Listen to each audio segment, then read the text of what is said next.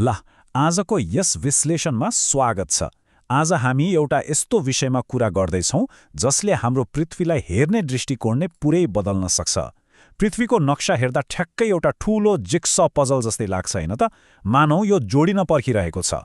यो कुनै सानोतिनो संयोग बिल्कुलै होइन। यसको पछाडि अर्बौं वर्षको एकदमै रोमाञ्चक कथा लुकेको छ। सुरु गरौँ है त। अब यो रहस्यमय कुरामा सिधै प्रवेश गरौँ।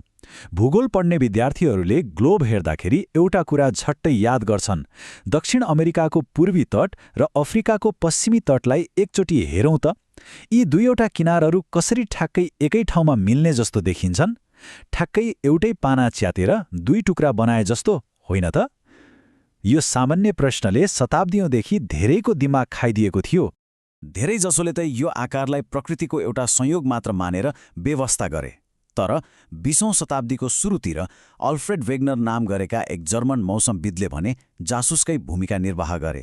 उनले त्यति बेलाको लागि निकै अचम्म लाग्दो र क्रान्तिकारी विचार अगाडि सारे। उनका अनुसार यी सबै विशाल भूभागहरू कुनै समय एउटै ढिक्का थिए र पछि कुनै कारणले छुट्टिएर टाढा पुगे। उहिलेको कुरा सुन्दाखेरि त असम्भव नै लाग्थ्यो नि। अब त्यो बेलाको शङ्कालु वैज्ञानिक समुदायलाई पत्याउन त सजिलो थिएन। त्यसैले वेगनरले यो विशाल महादेशीय पजल कुनै समय सिङ्गै थियो भनेर प्रमाणित गर्न 4वटा एकदमै बलिया प्रमाणहरू जुटाए। ती हुन् महादेशहरूका मिल्ने किनारहरू, जीवाश्म अर्थात् फसिलहरूको समानता, पहाडहरूको मिल्दोजुल्दो संरचना र प्राचीन हावापानी वा पेलियो क्लाइमेटको डाटा। यसले उनको सुरुवाती 2वटा प्रमाणलाई मज्जाले स्पष्ट पार्छ। पहिलो कुरा, ती तटहरूको भौतिक बनावट अचम्म लाग्दो गरी मिल्छ। अनि अर्को कुरा, विशाल नुनिलो एट्लान्टिक महासागरको दुईतिर अर्थात् दक्षिण अमेरिका र अफ्रिका दुवैतिर मेसोसोरस जस्ता घस्रने जीवका जीवाश्महरू भेटिए।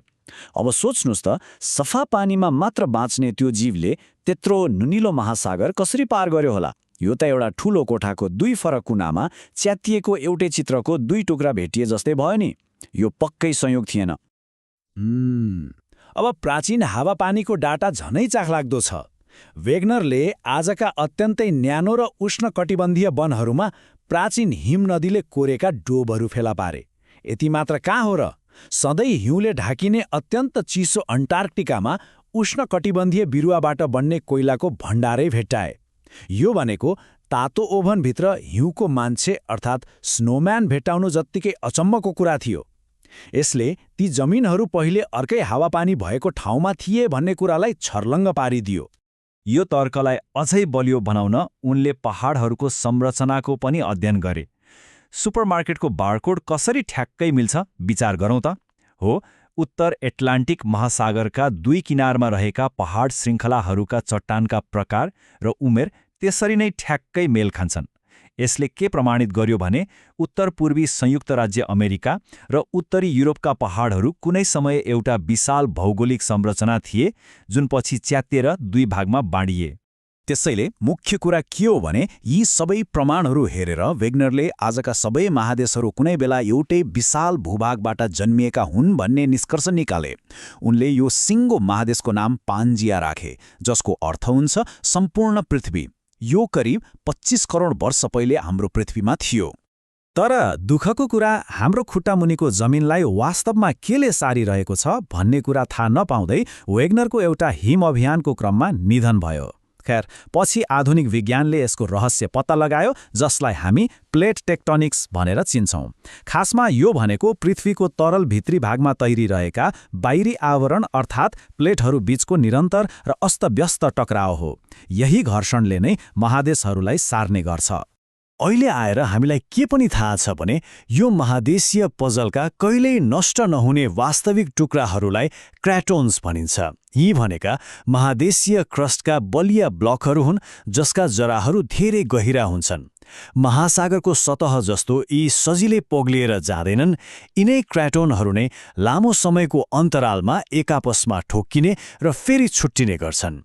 यी संरचनाहरू कति विशाल हुन्छन् भन्ने कुरा बुझ्न यो तथ्याङ्क हेरौँ।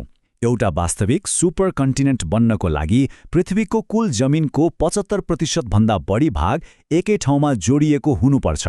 यो भनेको आजको अफ्रिका र युरेसिया मिलेर बनेको भूभाग भन्दा पनि धेरै ठूलो हो, किनकि आजको यो मेगा कन्टिनेन्टले करिब 57% जमिन मात्र ओगटेको छ। साँच्चै नै विशाल होइन त? अब अलि अगाडि बढौँ र प्राचीन समयको वास्तविकता हेरौँ। पान्जिया पृथ्वीको पहिलो र एकमात्र पजल थिएन। यो त अर्बौं वर्ष लामो सुपर कन्टिनेन्ट चक्रको एउटा पछिल्लो चरण मात्र थियो। यस टाइमलाइनलाई हेर्दा प्रष्ट हुन्छ कि 3.6 अर्ब वर्ष पहिलेको भालबारादेखि सुरु भएर किनोरल्यान्ड, कोलम्बिया, रोडिनिया हुँदै पान्जियासम्मको यो निर्माण र विनाशको लामो चक्र चलिरहेकै छ। यो सम्पूर्ण कथा लगभग 4 अर्ब वर्ष पहिले सुरु हुन्छ, जतिबेला पृथ्वीको प्रारम्भिक क्रस्टबाट भालबारा जस्ता पहिलो स्थिर भूभागहरू बन्न थालेका थिए। भालबारालाई पृथ्वीको पहिलो सुपर कन्टिनेन्ट मानिन्छ। दक्षिण अफ्रिका र अस्ट्रेलियाका प्राचीन क्र्याटनहरू मिलेर बनेको यो एउटा उजाड, तातो र निर्जन भूमि थियो। त्यतिबेला त्यहाँ जीवनको कुनै नामोनिशान थिएन। समय बित्दै जाँदा जब केनोरल्यान्ड र पछि रोडिनिया जस्ता विशाल प्राचीन पजलहरू टुट्न र छुट्टिन थाले, त्यसको असर एकदमै विनाशकारी भयो। जमिन फाट्दा हावापानीमा नाटकीय परिवर्तन आयो, वायुमण्डलमा कार्बन डाइअक्साइड घट्यो र विश्वको तापक्रम हत्तै खस्यो। यसले पृथ्वीलाई स्नोबल अर्थ अर्थात् भयानक हिमयुगमा धकेलिदियो। तर यही कठोर वातावरणले गर्दा नै प्रारम्भिक एक कोशीय जीवहरूलाई बाँच्नको लागि छिटो विकास गर्न बाध्य पनि बनायो। अब फास्ट फरवर्ड गरेर 33 करोड वर्ष अगाडि आउँ। लौरेसिया र गोन्डवाना जस्ता ठूला टुक्राहरू आपसमा ठोकिएर प्रसिद्ध पान्जियाको निर्माण भयो। यो अङ्ग्रेजी अक्षर सी आकारको विशाल भूभाग थियो, जहाँ विशाल घस्रने जीवहरू फस्ताएका थिए। तर यसको आकार यति विशाल थियो कि भित्री भागमा समुद्री प्रभाव पुग्न सकेन र चरम सुक्खापन बढ्यो। अन्ततः यसैको कारणले पर्मियन एक्सटिङ्क्सन जस्तो भयानक घटना भयो, जहाँ पृथ्वीका आधाभन्दा बढी जीवहरू नष्ट भए। त्यसपछि करिब 18 करोड वर्ष पहिले पान्जिया पनि छुट्टिन थाल्यो। यसको विभाजनले आज हामीले चिन्ने सिमानाहरू च्यात्दै बिस्तारै एट्लान्टिक र हिन्द महासागरहरूलाई खोलिदियो।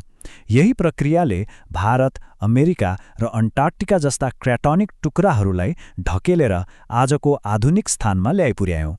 यसरी नै आजको हाम्रो परिचित विश्वको नक्सा तयार भएको हो।